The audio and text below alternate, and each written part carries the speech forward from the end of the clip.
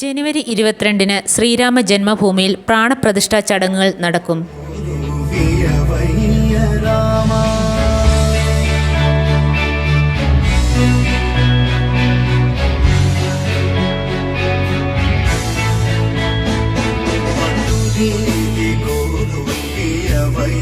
ഒരു വിഗ്രഹം സ്ഥാപിക്കുന്ന സമയത്ത് ആ വിഗ്രഹത്തെ ജീവനോടെ കൊണ്ടുവരുന്ന രീതിയെ പ്രാൺ പ്രതിഷ്ഠ എന്ന് വിളിക്കുന്നു. പ്രാൺ എന്നാൽ ജീവശക്തി എന്നും പ്രതിഷ്ഠ എന്നാൽ സ്ഥാപനം എന്നുമാണ് അർത്ഥം.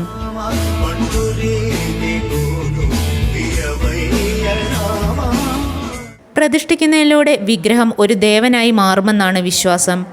പ്രാൺ പ്രതിഷ്ഠയ്ക്ക് ശേഷം ആ ദേവീ ദേവന്മാരെ പൂർണ്ണമായ ആചാരങ്ങളോടെ ആരാധിക്കുന്നു.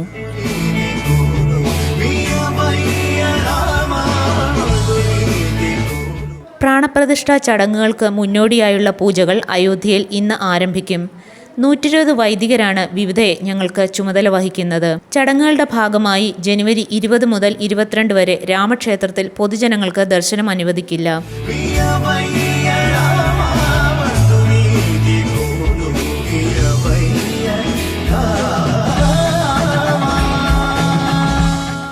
ജനുവരി 22-ാം തീയതി ഉച്ചയ്ക്ക് 12:29:8 മുതൽ 12:30:32 വരെയുള്ള 84 സെക്കൻഡാണ് പ്രാണപ്രതിഷ്ഠയുടെ മുഹൂർത്തം.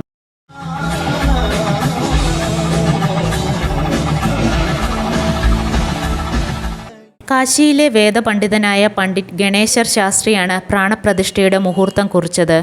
രാമക്ഷേത്ര ശിലാന്യാസത്തിന് സമയം കുറിച്ചത് ഇദ്ദേഹമാണ്.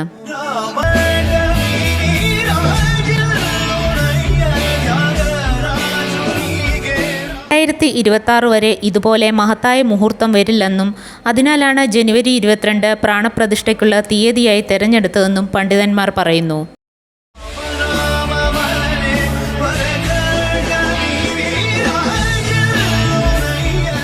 പ്രതിഷ്ഠയുടെ എല്ലാ ചടങ്ങുകളും പണ്ഡിറ്റ് ലക്ഷ്മികാന്ത് ദീക്ഷിതിൻ്റെ നേതൃത്വത്തിലുള്ള വേദപണ്ഡിതന്മാരായിരിക്കും നയിക്കുന്നത്.